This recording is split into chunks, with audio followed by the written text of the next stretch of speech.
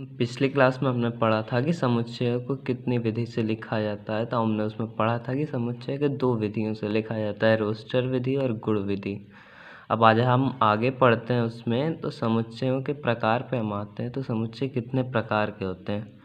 तो अवयवों की संख्या के आधार पर समुच्चय 6 प्रकार के होते हैं।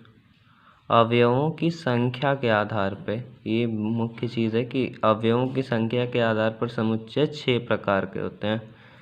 रिक्त समुच्चय, एकल समुच्चय, परिमित समुच्चय, अपरिमित समुच्चय, समान समुच्चय और समतुल समुच्चय। तो पहले इनको इनके नाम से समझ लेते हैं। रिक्त समुच्चय, अब चूंकि अवयवों की संख्या के आधार पर रिक्त समुच्चय या शून्य समुच्चय है, अर्थात कि उसमें अवयवों की संख्या शून्य होगी।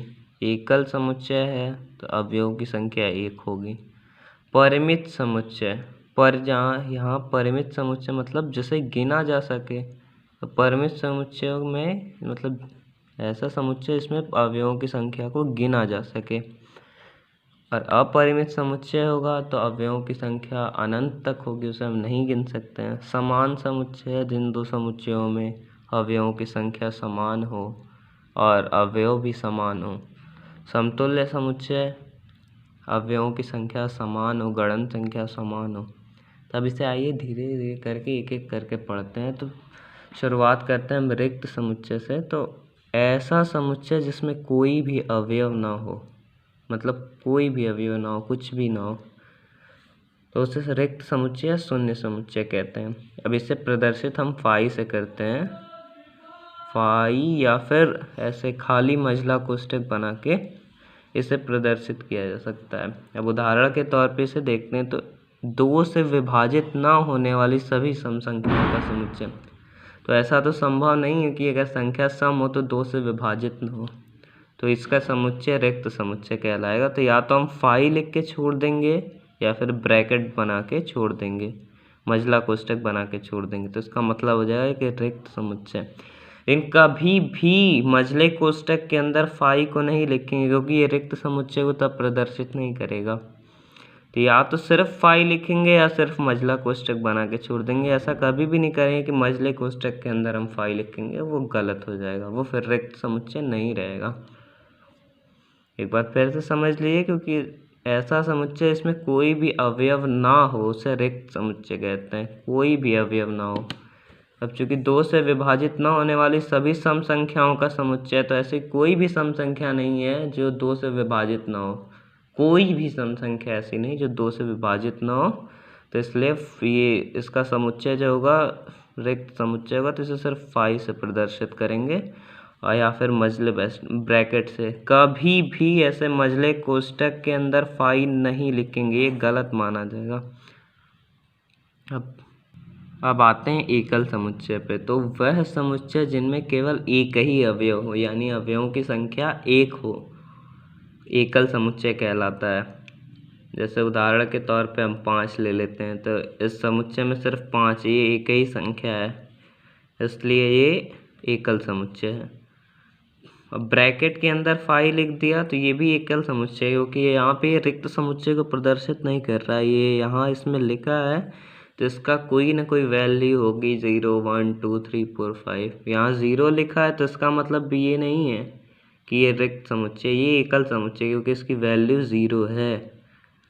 तो फाई कभी भी जो होगा वो मझले कोष्ठक में फाई के बराबर नहीं होगा, क्योंकि ये एक रिक्त समुच्चय है और ये एकल समुच्चय है। ये बात का हमेशा ख्याल रखना, ये बहुत इंपॉर्टेंट चीज़ है कि जो रिक्त समुच्चय फाई है, सिर्फ फाई है, वो ब्रैकेट में लिखे हुए फाई के इक्वल नहीं होगा। क्योंकि अगर कहीं ब्रैकेट में फाई लिखा है तो वो फाई के इक्वल इसलिए नहीं होगा क्योंकि सिर्फ फाई जो होता है वो रिक्त समुच्चय को प्रदर्शित करता है, और ब्रैकेट के अंदर अगर फाई लिखा है तो वो एकल समुच्चय को प्रदर्शित करेगा। अब आते हैं हम परिमित समुच्चय पे। तो वह समुच्चय जिनमें अवयवों की संख्या निश्चित हो, मतलब जिन्हें हम गिन सकते हैं, उसे हम परिमित समुच्चय कहते हैं। एक उदाहरण के तौर पे अगर लें तो a बराबर 1 2 3 4, तो इसमें अवयवों की संख्या क्या है, 4 है। अब इसे समझने से पहले एक चीज़ और जान लेते हैं कि किसी परिमित समुच्चय a में अवयवों की संख्या को समुच्चय ए की गणन संख्या कहते हैं। इसे n से प्रदर्शित करते हैं। यानी ये जो है कितने अवयव हैं, तो 1 2 3 4 अवयव हैं, तो इसलिए n इसकी गणन संख्या जो होगी वो 4 होगी। इसी तरह से बी में एक बार देख लीजिए कि बी में ए ई आई ओ यू है, यानी इसकी गणन संख्या 5 होगी। 1 2 3 4 5, तो एन बी का मान 5 होगा। रिक्त समुच्चय हमेशा एक परिमित समुच्चय होता है, ये भी ध्यान देने वाली बात है। रिक्त समुच्चय जो फाई होता है वो एक परिमित समुच्चय होता है। क्यों? क्योंकि फाई में अवयवों की संख्या निश्चित है। अगर a बराबर 5 लिखा है तो एन ए की वैल्यू यहाँ पे 0 होगी। तो इसका मतलब है कि ये 0 जो है एक निश्चित संख्या है, कि उसमें एक भी अवयव नहीं है, 0 अवयवों की संख्या है, तो इसलिए इसको परिमित समुच्चय माना जाता है। अब आते हैं अपरिमित समुच्चय पे। तो वह समुच्चय जिसके अवयवों की गिनती की नहीं जा सकती। मतलब कोई ऐसा समुच्चय जिसमें अनंत तक संख्याएं हो, हम उन्हें गिन ना पाएँ, तो वैसा समुच्चय अपरिमित समुच्चय कहलाता है। उदाहरण के तौर पर अगर हम सभी प्राकृतिक संख्याओं का समुच्चय निकालते हैं तो 1 2 3 4 5 6 7 8 9 10 करते करते अनंत तक जाएगी।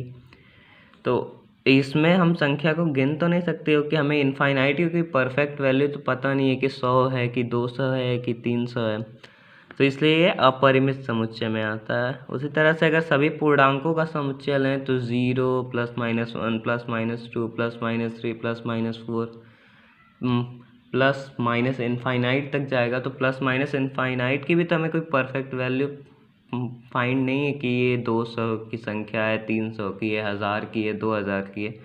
तो ये सभी समुच्चय जो होंगे अपरिमित समुच्चय में आएंगे, क्योंकि हम इनमें उपस्थित जो इनकी गणन संख्या होती है NA NB NC, इसकी हम गणना नहीं कर सकते, तो इसलिए हम इसे अपरिमित समुच्चय कहते हैं। अब आते हैं समान समुच्चय। अब दो समुच्चय A और B एक दूसरे के समान समुच्चय तभी कहलाएंगे जब A का प्रत्येक अवयव B में उपस्थित हो और B का भी प्रत्येक अवयव A में उपस्थित हो। ऐसा नहीं कि सिर्फ A का ही B में हो, तभी B का भी A में होना चाहिए, तभी हम इसको कहेंगे कि एक दूसरे के समान समुच्चय हैं। गणितीय रूप में इसको लिखते हैं कि A बराबर B यदि, ये जो उल्टा A आप लोग देख रहे हैं, उल्टा A टाइप से एक बना है, इसे पढ़ते हैं हम लोग फॉर ऑल।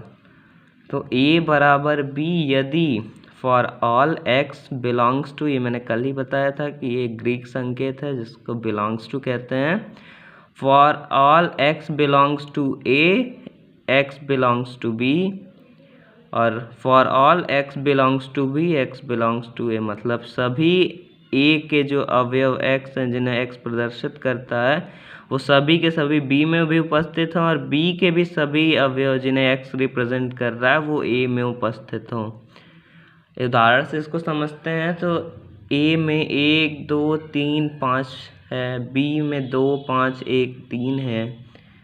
इसमें ये नहीं देखना कि क्रम क्या लिखा हुआ, 1 2 3 5 2 5 1 3, क्रम का इसमें ध्यान नहीं देना है। हमें सिर्फ गणन संख्या को और अवयवों को देखना है। तो अवयव 1 2 3 5 2 5 1 3, यानी सभी के सभी इसके अवयव जो हैं वो इसमें भी उपस्थित हैं, और इसके जो सारे अवयव हैं इसमें उपस्थित हैं, तो ये एक दूसरे के समान समुच्चय कहलाएंगे। इन्हें A = B लिखा जाता है। अब बात करते हैं समतुल्य समुच्चय की। तो दो परिमित समुच्चय A व B परस्पर समतुल्य होंगे। यहाँ पे ध्यान देना है कि परिमित समुच्चय ही होने चाहिए, क्योंकि अपरिमित तो हो नहीं सकता, क्योंकि हम उन्हें गिन नहीं सकते। परिमित समुच्चय होगा तभी वो एक दूसरे के समतुल्य होंगे, ये ध्यान देना है। क्योंकि यहाँ पे हमें कंसिडर करना है, मानना है अवयवों की गणन संख्या को। तो गणन संख्या परिमित समुच्चय की होती है। तो दो परिमित समुच्चय A व B परस्पर समतुल्य होंगे यदि A में अवयवों की संख्या B में अवयवों की संख्या के बराबर हो। समान में क्या था कि संख्या भी बराबर होनी चाहिए और अवयव भी समान होने चाहिए। मतलब जो A में है वही B में होना चाहिए, जो B में है वही A में होना चाहिए। लेकिन समतुल्य में ऐसा नहीं है। समतुल्य में सिर्फ संख्या बराबर होनी चाहिए, अवयव नहीं भी समान है तो कोई बात नहीं। तो NA बराबर NB होना चाहिए, ये इसकी एक शर्त है जिसे अगर कोई समुच्चय संतुष्ट करता है तो वो समतुल्य समुच्चय कहलाएगा।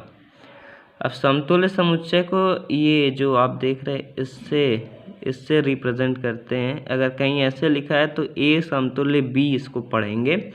एक उदाहरण के तौर पर यदि A बराबर 1 2 3 और B बराबर ABC है, कोई समुच्चय A है जिसमें 1 2 3 A के अवयव हैं और B के A B और C, तो 1 2 और 3, तो A की गणन संख्या NA का मान भी 3 है और B की गणन संख्या NB का मान भी 3 है, तो NA बराबर NB बराबर 3 होगा। मतलब गणन संख्या समान है, अतः यह एक दूसरे के समतुल्य होंगे। और ध्यान देने वाली बात ये भी है कि जो जितने समान समुच्चय होंगे वो सभी के सभी समतुल्य समुच्चय भी होंगे, लेकिन सभी समतुल्य समुच्चय समान नहीं हो सकते हैं, लेकिन सभी समान समुच्चय जो होंगे वो समतुल्य समुच्चय होंगे। अब बात करते हैं, एक छोटी सी प्रमेय है रिक्त समुच्चय को लेके, काफ़ी बार परीक्षाओं में पूछ भी लिया जाता है, तो आइए इस पर भी ध्यान दे लेते हैं एक बार। रिक्त समुच्चय फाई एक अद्वितीय समुच्चय है। प्रमेय है रिक्त समुच्चय फाई एक अद्वितीय समुच्चय है, हमें इसको सिद्ध करना है। तो मान लेते हैं कि φ1 व φ2 दो रिक्त समुच्चय हैं तथा φ1 is not is equal to φ2। ऐसा होता नहीं, ऐसा हमने माना है, सिर्फ ये माना φ1 व φ2 दो रिक्त समुच्चय हैं तथा φ1 जो है वो φ2 के बराबर नहीं है। तो बराबर नहीं है तो ये एक दूसरे के समान समुच्चय नहीं होंगे, क्योंकि समान होने की तो भाई शर्त है ना कि अवयव भी समान होने चाहिए और अवयवों की संख्या भी समान होनी चाहिए, समुच्चय की गणन संख्या भी समान होनी चाहिए। परंतु रिक्त समुच्चय के लिए दोनों कथन असत्य हैं, क्योंकि हमें पता है कि हमने यहाँ पे माना हुआ है कि φ1 और φ2 दो रिक्त समुच्चय हैं, तो रिक्त समुच्चयों में तो सदैव गणन संख्या शून्य ही होती है, तो इसके लिए तो दोनों कथन सत्य नहीं हो सकते कि अवयवों की संख्या भी बराबर ना हो और अवयव भी ना हो, तो ये दोनों कथन इसके लिए रिक्त समुच्चय के लिए असत्य हैं, क्योंकि दोनों ही समुच्चय रिक्त हैं। एक बार फिर से इसको समझ लिए, समान समुच्चय नहीं है, ऐसा संभव नहीं हुआ, क्योंकि रिक्त समुच्चयों में गणन संख्या का मान सदैव शून्य होता है और हमेशा ये एक दूसरे के बराबर होते हैं, तो इसलिए रिक्त समुच्चय के लिए दोनों ही कथन असत्य हैं कि φ1 is not is equal to φ2 और φ1 तथा φ2 समान समुच्चय नहीं है। तो अतः यह परिकल्पना जो हमने माना है कि φ1 जो है बराबर नहीं है φ2 के, ये गलत है। इसलिए φ1 इज इक्वल टू φ2, क्योंकि और रिक्त समुच्चय φ1 एक अद्वितीय समुच्चय इसीलिए होगा क्योंकि सदैव जो होगा φ1 जो होगा φ2 के बराबर होगा, इसी वजह से ये एक अद्वितीय समुच्चय होगा। आज के लिए बस इतना ही। अगली क्लास में हम यूनियन इंटरसेक्शन के बारे में थोड़ा बहुत पढ़ेंगे।